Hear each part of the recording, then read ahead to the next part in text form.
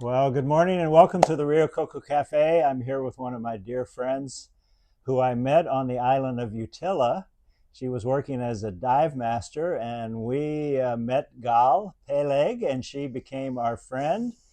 And eventually, she came to work with us in our cafe. And what an experience that was! Wow, a crazy experience. Yeah. We met a while ago. It was 9 years ago. Okay. 9 years ago, It was almost, 2015. yeah, That's right. Wow. it's a long Uh time. huh. Yeah, I was a dive master, and you had the most beautiful cafe in Utah, the best kind of coffee, and also really good conversations that made us good friends, eh? Yes.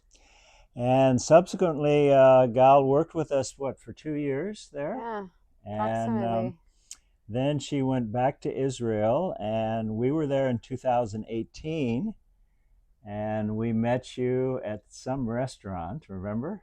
Yeah, And we had some time there. And then we saw you at Jaffa, yeah, remember? yeah. I Went to took you. the Greek market, Yeah, went to that coffee roasting place. yeah. And then we had some coffee, and then you took us to a really nice restaurant, and then you took us to another coffee place.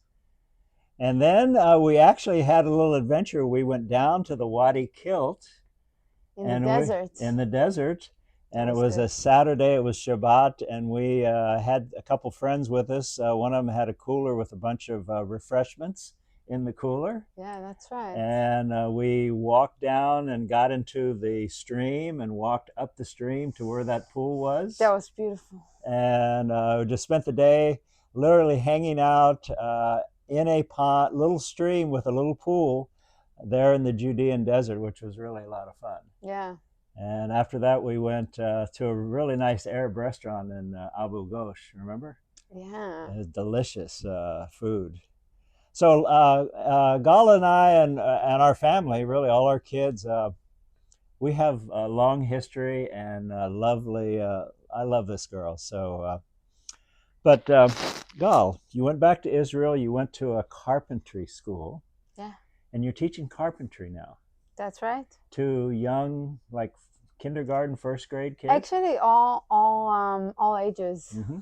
I'm a painter and a carpenter, but most of my carpentry is around teaching and helping people building what they want to have, and teaching them through it life skills and independence. Right. Yeah, the ability to work with tools, saws, Yeah, drills, to actually construct things. When you need a table, you don't have to go buy it. You can make one, you know. definitely. Uh, so yeah, those are great skills, especially in this culture right now. Um, Gal, I want to ask you. I haven't seen you since the October 7th event 2 years ago, and I just know from talking to you and talking to my other Israeli friends um, that was just a lot of. There's been a lot of trauma, a lot of just unsettledness in my friends there, just because of this ongoing conflict. How's it Yeah. been for you? Everybody in Israel remembers very well where they were on Shabbat morning, the 7th of October, Mm-hmm. because it was and still quite hectic. Even 2 years after, I feel that we are a bleeding nation, and there is before and after the 7th of October. This is how life events are now being viewed as. And, I'm very happy to be here in Florida to take a little break of it because there's so much sadness you can feel. And with that, you also have to operate and pay rent and work. And during these 2 years, it was during mourning over someone, during missiles attack, Were you actually? during Have you actually been under attack? Have many times. missiles have fallen in your neighborhood? It's like it's like it's so surreal. It's like Armageddon and stars falling, but you realize that those are rockets. It's kind of beautiful and also horrifying because you don't know if you're gonna die just right now. And there are a few shelters that you can run to. And the routine of life is that if you go somewhere, if you decide to still work or to go to a site of work or do whatever, the first question is, where is the shelter? In case there is an alarm. People are used to this. This is routine. Hello, I'm Gal. This is the work. Okay. If there's alarm, you run there. Okay. Sometimes it's far. Sometimes people are really terrified, so they fall or they shove or they are like injuries just out of this routine. And it's scary. It's a existential kind of fear that you kind of learn to live with somehow. And you learn how adaptive we are as humans. But for the past like 2 months, there wasn't any alarm. Sometimes there's alarms in the southern of Israel, quite a lot. Sometimes it's in the center or in the north. It's not always where I am. So yeah, you roll with it. We have an app called Tseva Adom that tells us if we should run and how long do we have, how much time do we have to run. Yeah, sometimes it's from Yemen, the Houthis. Sometimes it's from Iran. Sometimes it's from Lebanon. Depends on where it's from. You have to calculate how long you have. Oh, now I have a minute. Oh, it's chill. Now I have 14 seconds. Yeah. Wow. I can't imagine that would be part of my day. Wake up in the morning here in Vero Beach and have to check what the alerts are and have my phone with me and be ready at any moment. It can be at 3 at night, and you can have kids that you have to snatch from their beds or pets, and you're like, will I take? Shouldn't I take? If it's a cat, it usually stays in the house. If it's a dog, you wake him up. Oh. So what's gonna? I mean, where do you see this going? What's gonna the long-term effect on just the Israeli society and even world right now? It just seems like for some reason there are some around the world that are really have become very much anti-Israeli. I can't make sense out of it, Michael. I can't either. When I'm a historian. I studied history at my university. I've read and lots since I graduated, especially living in Israel. I've read a lot of books on the Israeli War of Independence, on Israel, on Palestine, Judea, Samaria during the British Mandate, even during the Ottoman Turks, the 400 years that they controlled that area. And, first of all, the lady that's the actress that played Wonder Woman. Gal Gadot. Okay. We share the same name, actually. Right, exactly. And she said a few months ago, she said, people talk about us Israelis as the colonizers, like we came and took the land from someone. But if you look in history, we are the indigenous people of this land. Okay, so that's the first myth that needs to be clarified, is that you look historically from probably 1500 BC, you have evidence of Jewish people living in that land. Yeah. I don't know how far back. Alongside Arabs. Right, among the other people, and as the history progressed, this was the Jewish land, the Jewish nation. So I don't understand this whole concept of colonizing. And the other thing, as a historian, I know that in the 1920s, 1926, under the British Mandate, the British were given control after they defeated the Ottoman Turks in World War I. They were given control by the League of Nations of that area of Judea and Iraq. The French were given control of Syria and Lebanon. And they were as under a mandate to rule that until some sort of independence or government could be established. And I know in 1926, the Arabs rioted and killed, I think, somewhere 70, 80 Jews. Then Yeah. again in 1936, there were more Arab riots. And in the next 3 years, there was, I think, close to 500 or 600 Jews that were killed by Arabs. And I think that's when the British said, look, we've got to end this violence. Let's have a partition and let's create a Jewish state and an Arab state. You know what they said? And they drew it up, and the Arabs said, no, we No. don't want this.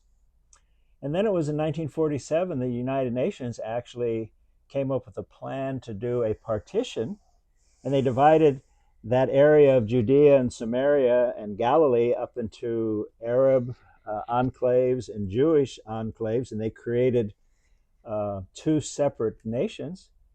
And Ben Gurion, who was the head of I guess the Jewish nationalist movement at the time, said, yes, we accept this.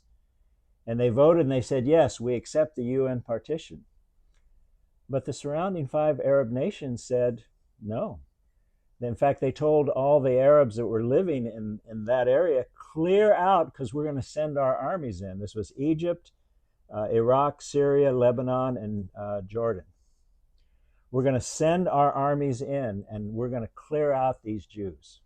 Clear out. Yes. But miraculously, when you look at the story of that war of 1947, 48, 49, miraculous things happened. And the small community of Jews were able to hold off the armies of 5 nations around them. The third time that a Palestinian state, an Arab state, was going to be made was when Bill Clinton was president. Ehud Barak was the prime minister. Yasser Arafat was the head of the Palestinian Liberation Organization, and they were negotiating.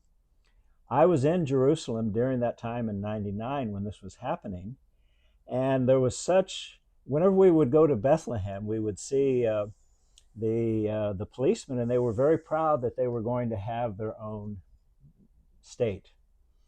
We used to go into Bethlehem a lot because there was a good pizza place there called Balloons Pizza. It was really good pizza. And a good shawarma place too, and a good mixed grill restaurant. But I can't go there, so I know. But I wish. in No. 99, 2000, it was free. Just go and come, and we lived Also for an Israeli passport? Oh yeah, everybody could go. There was no partition. In 1991? In 1999, 2000. Yeah. Really? There was no zone A, B, or C then. Oh, wow. So Bill Clinton is actually on a YouTube video that's making a lot of circulation where he said, I gave Yasser Arafat a Palestinian state that had 97% of the land in the West Bank and 3% of Israeli land his own choice. And Yasser, and plus a capital in East Jerusalem. Now, we were there in November, December of 2000. And Yasser Arafat decided he wanted all of East Jerusalem. And that's when he sent his gunmen out to start shooting Israelis at bus stops and tunnels, overpasses. Intifada. The Intifada. So Bill Clinton said, I gave them a state, and they said no, because they wanted the whole thing. What's your take on it? Why? Well, honestly, Gal, I can't understand, because I know so many Arab people that actually enjoy living in Israel. Yeah, there are many. There are many. We have, Arabs. I think there's 43 Arab members of the Knesset.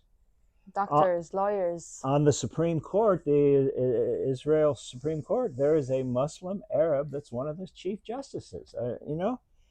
There's Arab people have more freedoms to do whatever they want, to do business, to live where they want in Israel than any other place in the Middle East. So I just don't understand this. The only thing I can say is there's an evil force that has hatred toward Jewish people that keeps rising its head throughout periods of history. And I think it's honestly a very spiritually motivated, and I don't think there's going to be a solution that would allow people who think that way, that they hate Jews and want to drive them into the sea. They're not willing to coexist. No. And I think that's a problem. But in all that I've seen of my months off and on living in Israel since '97, I see Arab people prospering. I see them, I think 2019, Miss Israel was an Arab from Haifa. I mean, of course, there's so much evidence that people can live together in peace and live in freedom. And right now, we're seeing the world, in many cases, many people around who don't have this understanding of the history. And their opinions seem to be a bit skewed because they don't understand what's happened in the past. So I'm not sure what the solution is, but I know that many of our friends there have been really suffering because of the results of the attack that happened on October 7th, 2023. Israel is so tiny. Everybody knows a person that got hurt physically, got murdered, or kidnapped. There are still kidnapped people, Israelis in Gaza right now. For the past 2 years, they've been there. And Hamas is not letting them go because they are their only bargain. Right. And I can't make any sense out of it. You're an historian.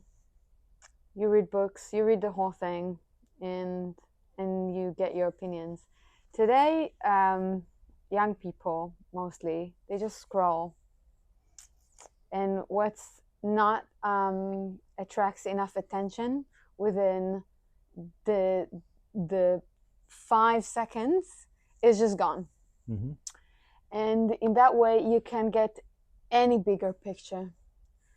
And also there's AI, so people don't know what's real and what's not anymore. And that's the only way I can make sense out of it, out of ignorance. Because there's no way that we had these 2 years, this traumatic, we're not even in post-trauma. We're in trauma. It's not done yet. The wound is still totally open, and it will until the kidnapped are back, and until the war ends, because we do not want war. Most of Israel, most of my friends do not want to continue and do not understand a lot of the decisions of the crazy right-wing government that we have right now.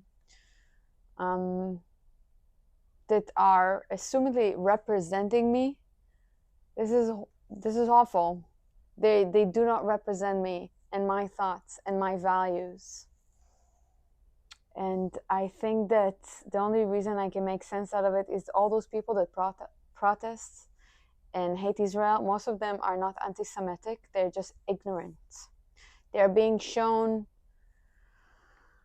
very hungry babies, and then they're being said to hate Israel because this is what Israel does, and it's not black and white, but the hatred is true, is strong, and I hope that we'll be able to get over it. I'm very concerned, Michael, because in this time I can somehow realize how the Holocaust has happened. Oh, yeah, right.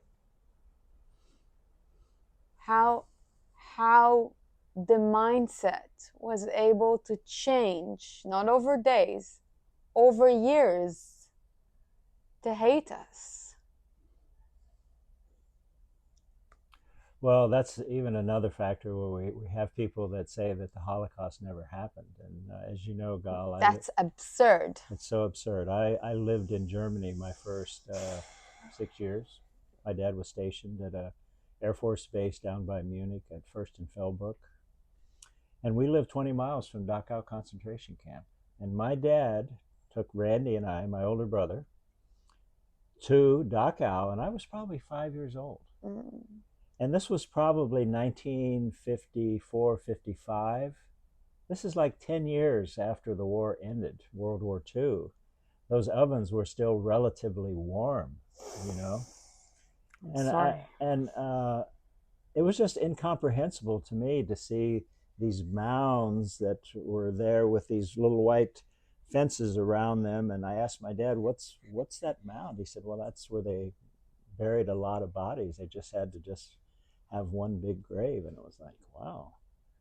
And then I walked over and there was a row of these ovens. They were long like cylinders, and they had these doors about this size, and it had a wire handle. And I actually climbed up and I took the handle and turned it, and I opened and I stuck my head, and I could see the rails going down. And I asked my dad, I said, what was this? He said, that's where they burned the bodies.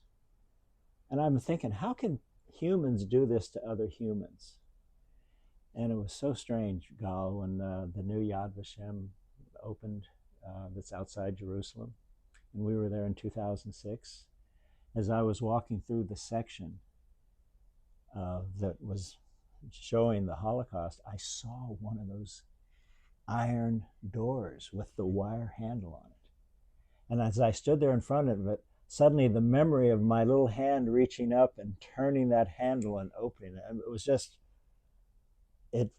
it was astonishing to me, the memory, the visual memory that I had of that.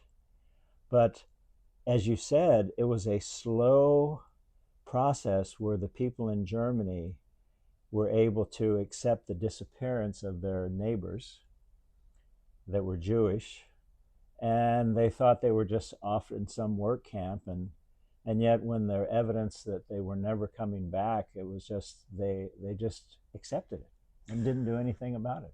For the apathy, you first needed to blame the Jews. You first needed to hate the Jews. Yeah. And boy, talk about a road to destructive behavior. Well,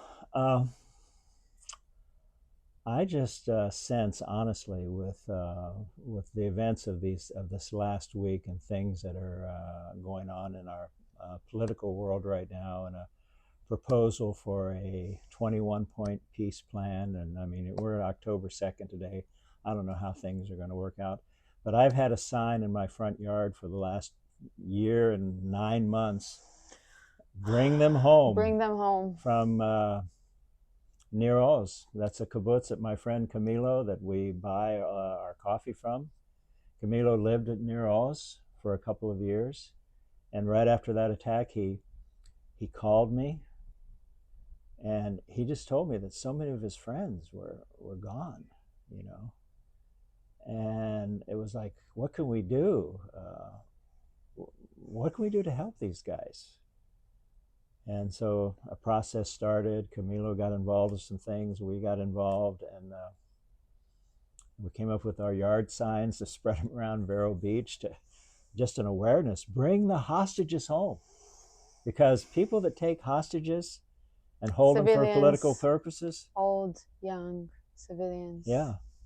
Innocents. Yeah, it's barbaric. So in my worldview, it's only going to be God that's going to resolve this. And I just be praying that ultimately justice will be done. I want to see the hostages released. I want to see all the bodies returned. I want to see people be able to complete the process, and situations set up where this never happens again. That's my prayer. Well, didn't mean to go down that trail. Let's pray for better days. Lord, would you just allow the hostages to be released? Amen. And bring peace to that region, Lord. And Father, especially, there's a lot of victims, a lot of people that were living in Gaza that have been terrorized by this evil force. Please provide them with relief and peace and comfort, Lord, please. Well, that's Amen. it from the Rio Coco Cafe here with my friend Gal. Aloha and shalom. Shalom. Bye.